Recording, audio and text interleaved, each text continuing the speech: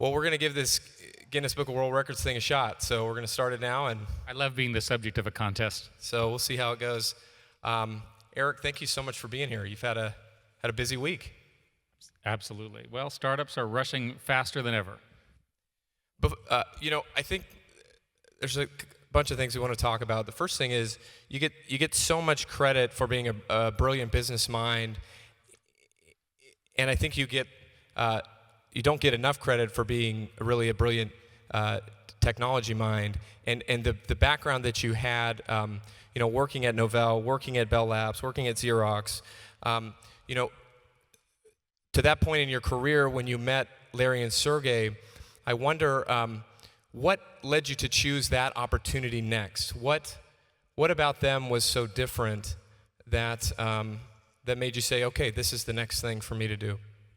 Well, in my case, I'd been working at Novell, and I was invited to visit Larry and Sergey, they invited me to their little office. They had all this food on the table, which had been prepared by the Google chef, which I thought was rather odd.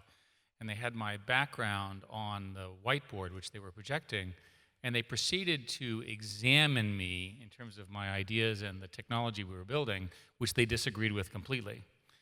And I thought, well, that's a very nice meeting. And I realized as I left, and it was curiously in an old Sun building, that it was the most interesting conversation I'd had in a decade. And that's why I joined. Could it have gone another way? Was there a moment that you looked at that, if you look back on that and said, if this has happened, I wouldn't have taken it, or if this had happened, I wouldn't have gotten it? Are there moments like that? I think from my perspective, because I'd already run a large organization, Exactly. I wanted to work in a very small, very, very smart organization, and I figured Google would be that. God knows it came out so differently. But what I learned in this process is that if you can, there's always people smarter than you. There's always people who just think more clearly than you. And if you can find such a person, align yourself with them. In this case, these two young men are, they're in their 20s, right? And they're awfully precocious. And I haven't had that tough an argument from young men in a long time. And I thought, this is it. You just knew. And these people are rare, and we now know them as the great founders in our industry. And I'm sure some of them are here in the audience. If you find such a person, work with them, work for them, manage them, do whatever it takes. What do you think are some of the hardest things about working with founders or entrepreneurs? Where do you find the most friction or the most difficulty? Well, the stereotype of founders is brilliant, aggressive, headstrong, clear, willing to take on risks that nobody else does. That also means often that they have to learn things in their own way. So if you say, by the way, if you do that, it's illegal, they'll say, really? As opposed to, yes. Okay. So sometimes you have to have the patience to let people discover things. In the early months at Google, there was an employee who came in and he said, I'm going to Japan. And I gave him a lengthy statement about Japan and how I'd been there, and this part was boring, and this part was boring. And all of a sudden, I realized that he'd never been to Japan, and I had just done him a disservice. So I managed to change my sentence and said, you're going to have a great time, you're going to have your own experience, you're going to love it. Another example was that there was an email trail where they were debating an HR issue, and I knew the answer.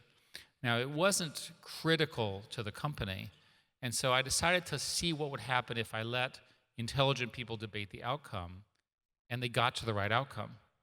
So I learned that sometimes when you're sort of the adult in the room, your job is a teaching moment, and sometimes your job is a pressure moment. So I resolved to try to keep things legal and otherwise let the magic happen, and that worked pretty well. The founders sometimes, not just Google, any founder often carries at times a fair and at times an unfair weight in what people think about their opinions or their decision on where things will go. How do you, as a CEO in that scenario, how did you carve out that place for you where you gain respect, you gain credibility, and know when to say, hey, the founder's got this right vision, and no, this is the direction the company needs to go? Well, it's in Silicon Valley, and I suspect here as well, founders have an unusual amount of power, far more than they do in any other kind of entity. They are seen as, the parent and the visionary and the decider. They have enormous power over their boards and their investors and fundraising and so forth. And they take risks that people like myself don't. So I have a lot of respect for them. So when I joined Google, the most important thing was that it was not my company, it was theirs, right? I was hired to assist them in achieving their vision. If we disagreed, I always tried to be respectful of their vision while saying, well, maybe this is a little bit wrong, or change it this way, or so forth. And the other characteristic of founders is that although they're often very, very self-involved, shall we say, they do understand that they need help. They need help in areas where they're not strong. They frankly just don't have enough time, that kind of stuff. So I set out basically to fill in the voids and built credibility over time with that. I talk with every organization, every major organization in the world about entrepreneurship through Startup Grind. Google has a very unique place in the world for what they do to help entrepreneurs, and I often say that no organization does more for entrepreneurs, in my opinion, than Google for Entrepreneurs, and the 50 partners, us being one, more than 50 partners that they support. Can you talk to us a little bit about why Google is supporting entrepreneurs, what they do for them, and talk about Google for Entrepreneurs? Well, so one of the ideas that we had a few years ago was that we would be better off with more and more people in our ecosystem. And the best way to do that is to essentially help entrepreneurs be successful. That doesn't mean they're captive to us. They're still going to use competitor products and competitor ad systems and competitor platforms. But it seems one of the things that people don't understand when they view business is they assume that business is, how to describe it, it's a zero-sum game. That if company A wins, company B loses. I'll tell you that when Yahoo was young and Terry Semel was running it, whenever he and his company would win a deal, I would call him to congratulate him. And whenever we would win a deal, he would call me to congratulate me. Now, by the way, we were tough competitors. Why would we do that? Because we both understood that we were building a larger market. So you can understand our goal as philanthropic, you can understand it as making the world a better place, but you can also understand it as self-interested in that building more people who understand the concepts of network computing and platforms and so forth benefits everyone, including Google. So it's a good decision from a shareholder perspective, it's a good decision from a people perspective, and frankly, it's part of our mission is to stimulate it. We now have what you know as the London campus, which was our first campus where we've spawned many, many companies already here in London. We now have 7 or 8 of them around the world, with more coming, following the model that was developed here in London. And one of the great things about being here over the last 10 years, 15 years at Google, but really in the last 10 years has been the development of an entrepreneurial scene here in London. Some of it is because this extraordinary train exists between Cambridge and King's Cross. And so you have people going back and forth between the extraordinary inventions and discoveries at Cambridge. Some of it has to do with universities that are here. Some of it has to do with the fact that people from the continent are moving to London because it's a better opportunity for entrepreneurs in their perspective. And partly it's because there's a lot of venture capital now. There are a few people that I have targeted that I have always wanted to meet and learn from and interview. One of those people was Bill Campbell. And I never got an opportunity to do that, and he recently passed away. I wonder if you could just share with us some things what made him such a great mentor and coach? What made him the best? What's interesting about this fellow, Bill Campbell, and if you didn't have a privilege to know him, he was my sort of mentor, is that he mentored simultaneously the leadership of Apple and Steve Jobs and the leadership of Google Alphabet in the form of myself, Larry Sergey. He was on the board of Apple, and he was an advisor to the Apple of Google. This is unheard of. These are the number 1 and 2 most valuable companies in the world. His background was, in fact, that he was a football coach, American football coach, who had run up through sales, but he had an unusual ability to spot talent and to organize people and motivate them. And so in my case, what happened was the venture capitalist John Doerr, who's himself accomplished, calls up and says, "You need a coach." And I said, John, I am like a seriously senior executive with an arrogant attitude. I don't need a coach. So he argued with me for a while, but then he said, "Do tennis players have coaches?" And I thought, I think he's got me there. Because how could a tennis player need a coach? Because the tennis player is the best. And indeed, coaches have a different skill than the players. And that's indeed what Bill was. And what he would do is he would wander around and deal with the many issues that companies that are growing fast happen, especially personnel issues. So what happens in these sort of heavy pressure environments is people get out of joint. They get upset over something. They should have gotten promoted. They should have gotten this job. They were not treated properly. The board was not nice to them. So-and-so insulted them. They have another offer and so forth. And he was particularly good at retaining and leading key talent. For those of you in the audience who are running companies, at the end of the day, it's product plus people. The product now has to be superb, and the global competition is fierce, and the people have to be incredibly good, because otherwise, great people hire great people and so forth. How do you, you're put yourself in the shoes of an entrepreneur. You're trying to raise funding. You're trying to get people to buy into your idea. You're at the earliest stage. No one believes in you but, your mom and dad and one of your sisters or something.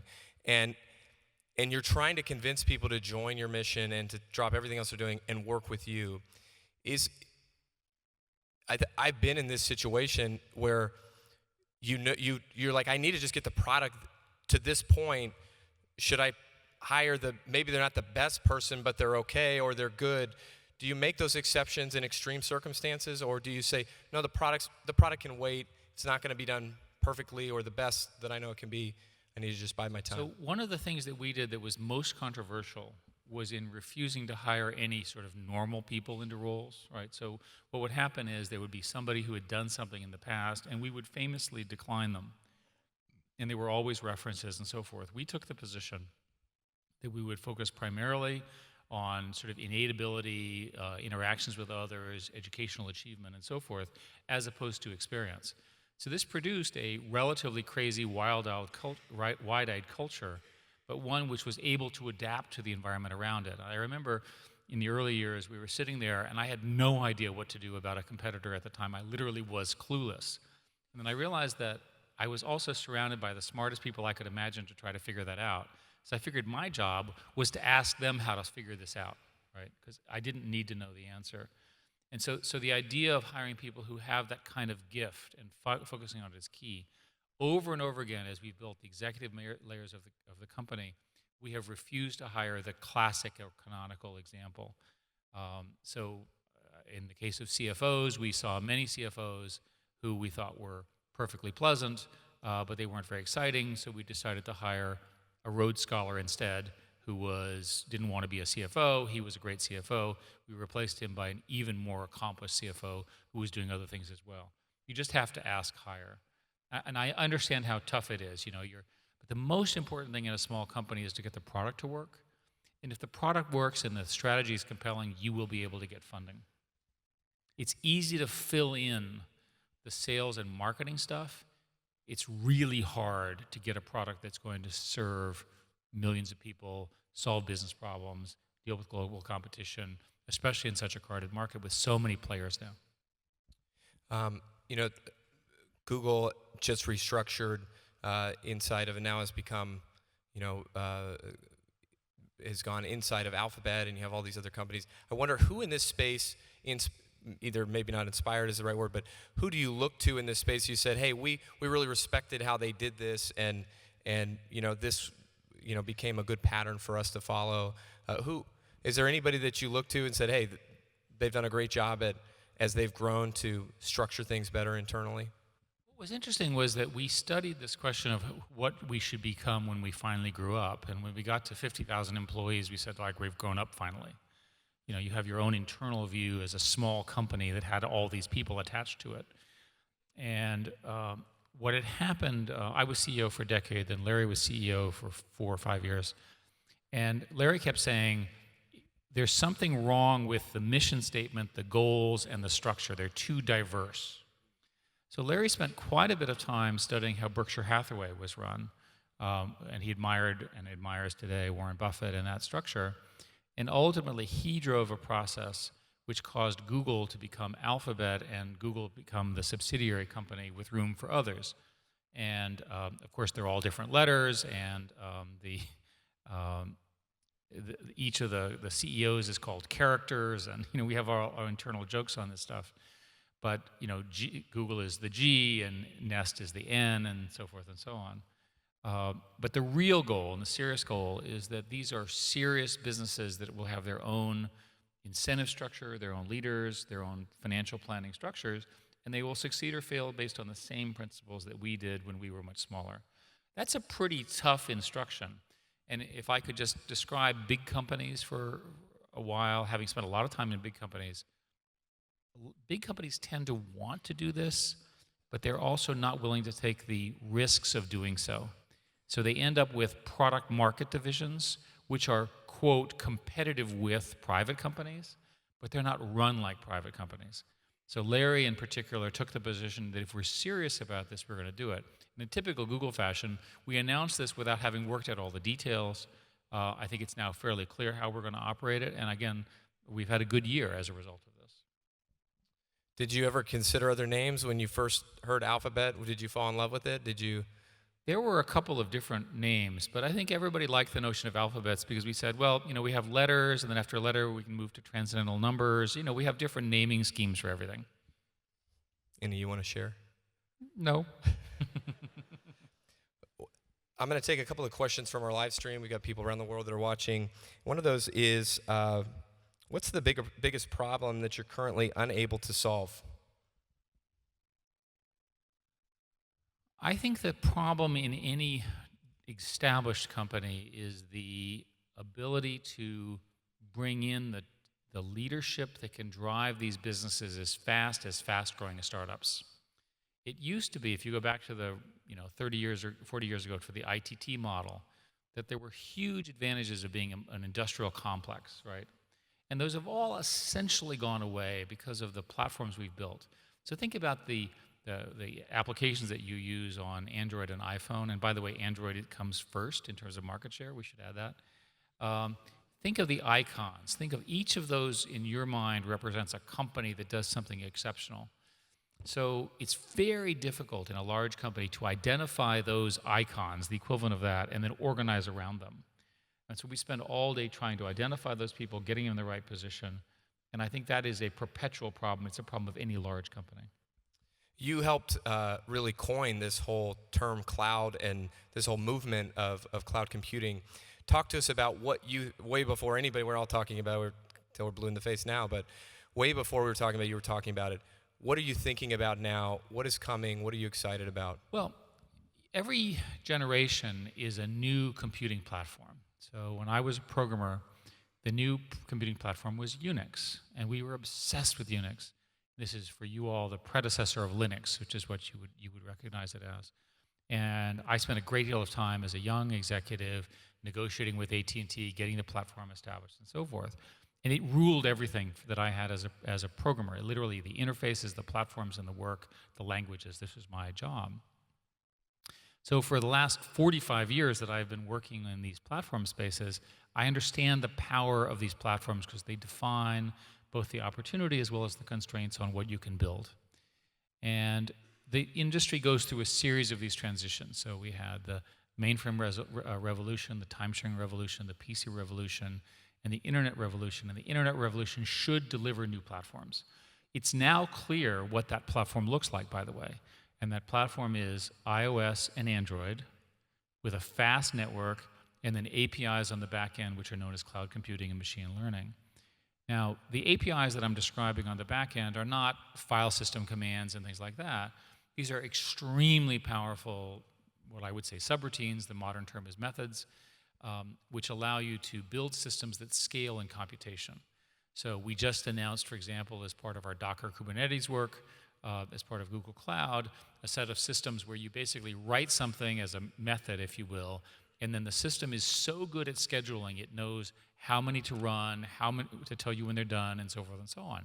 This frees the programmer to work at a higher level. So the history of programming is always the programmers have more and more stuff below them that helps. The next layer, by the way, is machine learning, which is one of the things that we should talk a little bit about, that we just released a library called TensorFlow, which is open source. And again, much of the innovation in this industry is in open source. We gave it, by the way, to our competitors who are using it, which they are welcome to do. And obviously, we offer TensorFlow on top of our platform. Some of those people are now offering their libraries on top of our TensorFlow on top of our platform. So the platform just gets stronger and stronger. And that's what cloud computing is about. The math is pretty interesting. The traditional IT business that's been built up over the last 20 or 30 years is some number of billions of dollars. It's like a very large number, 500 billion, some number like that. And depending on what numbers you use, cloud computing is a very small component of that today. It's 4% or 5%. So for the next 5 to 10 years, all of the older systems, the ones that I sold in my previous companies, are going to be replaced by these cloud computing systems, and our market share will go from very low today to much higher and higher and higher. This comes again from our live stream. In terms of messaging with apps like WhatsApp and Messenger and Slack, where do you think Google plays in this space? And we have GChat, we have Gmail. Like what are your thoughts on messaging and mobile, especially with that? Well, first place, Gmail is more than 1 billion users. Gmail, I think, is without question the #1 email platform for both personal and enterprise computing. And if you have something that's secure that you want to keep to yourself, by far the safest place to keep it is in Gmail, right? Because it's the one that everyone is attacking all the time. We're quite sure that it's very well protected now. It's encrypted at rest, it's encrypted in transit, and so forth and so on. In messaging, the questioner probably is referring to companies like WhatsApp and so forth. We've taken a different approach. We've just announced a product called Allo, A-L-L-O, which will be released very soon. Which is similar but uses machine learning to help you respond. And so it sort of, again, this is all opt-in with your permission, all that kind of stuff. What happens is it sort of understands your intent based on what you've said to this particular entity on the other side, and it suggests responses. And this is the beginning of what we call the assistant. So the company's overall strategy is to go from the traditional search model to having an assistant that just makes you smarter. And these are some of the first implications of this. You're an investor, you're an advisor to companies. Tell us some of the advice that you give entrepreneurs as you meet with them, as you look at pitches, as you look at products. Tell us about some of the things you talk about? So one of the reasons why our industry is so tough is that just when you sort of figured it out, the rules change again. So I'll give you a simple example. If you went to business school, and I didn't, but I teach at business school, you would have been taught, build a great product, organize a sales force. You and I talked about this in my previous roles. Sell it to the customer, charge a fair price, make the customer happy. Seems like that's what business is about, right? That strategy is insufficiently scalable in a global market that's all interconnected. So in other words, it sounds like a fine strategy, and it'll produce a reasonable business, but it's not going to produce a huge business. It's just too hard to hire all those salespeople working with every customer and so forth. You have to have a more clever strategy.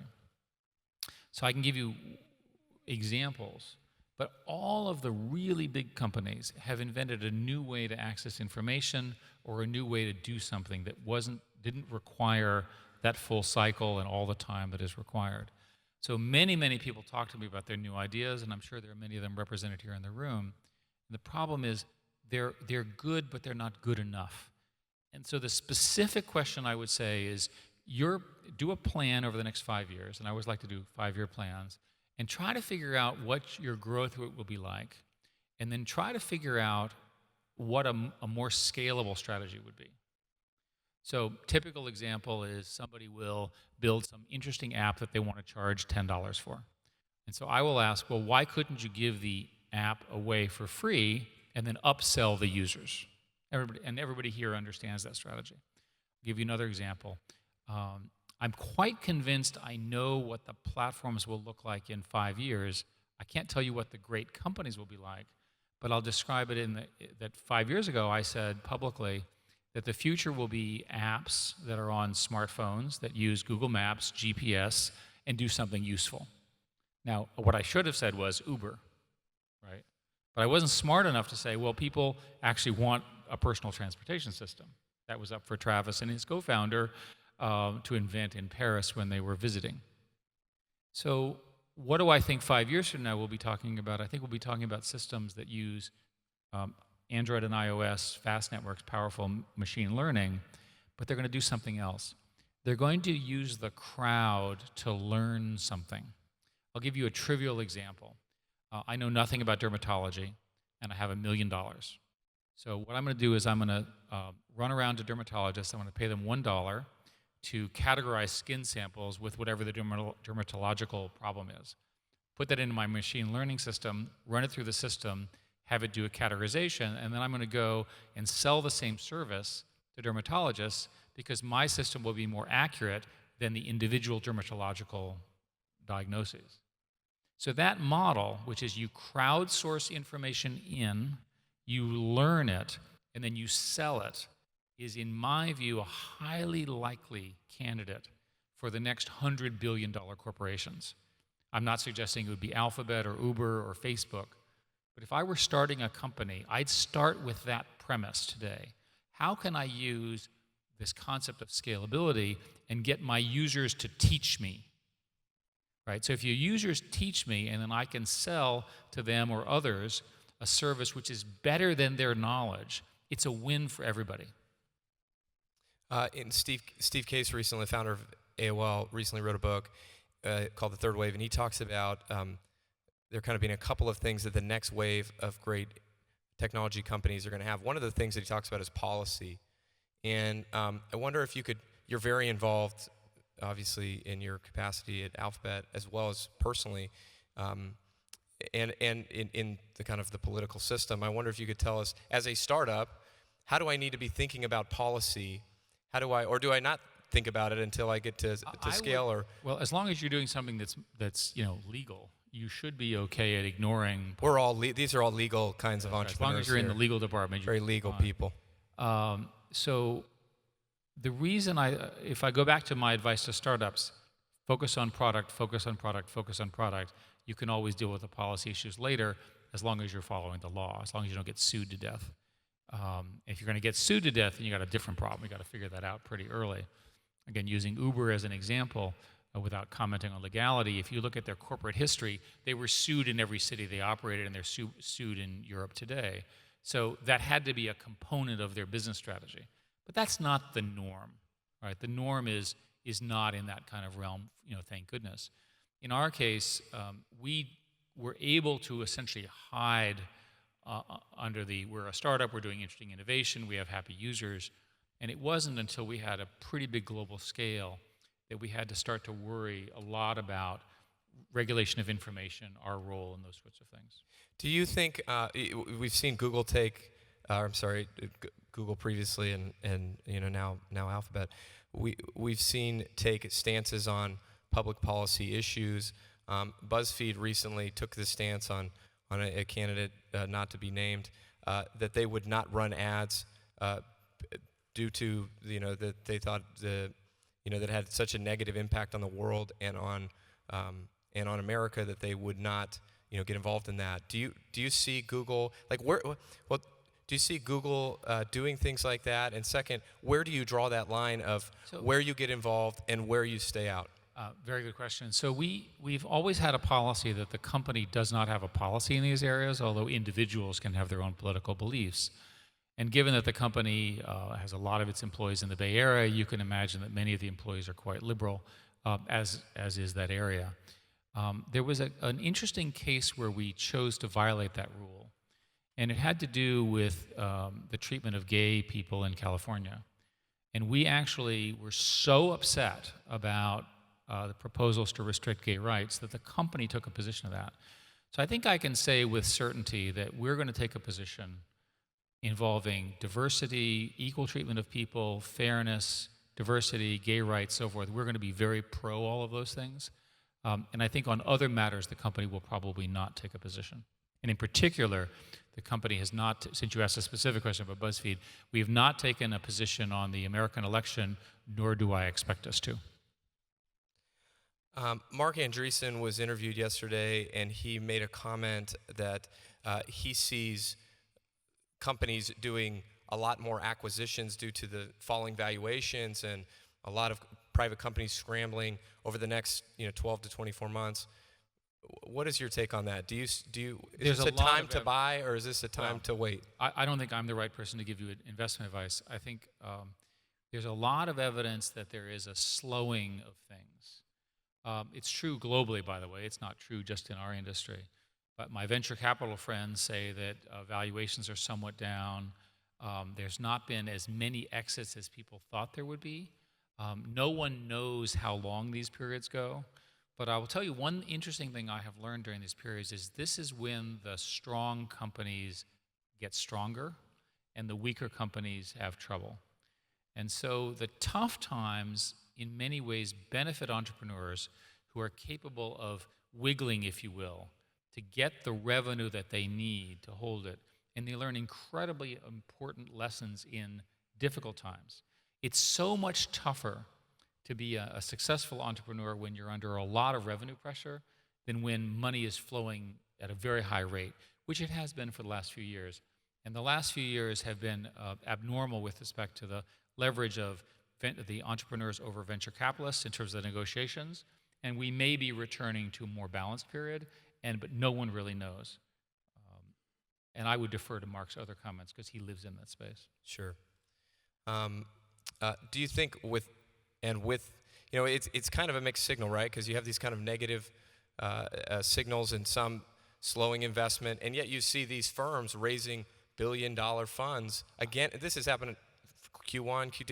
It hasn't slowed down. That I can't comment on. Yeah. Sometimes one of the things about these capital investment cycles is sometimes you get misalignment where money is being spent where money shouldn't be spent or money is being raised too soon.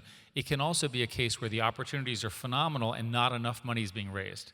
So they may get slightly out of alignment over a long enough period of time. It does straighten out.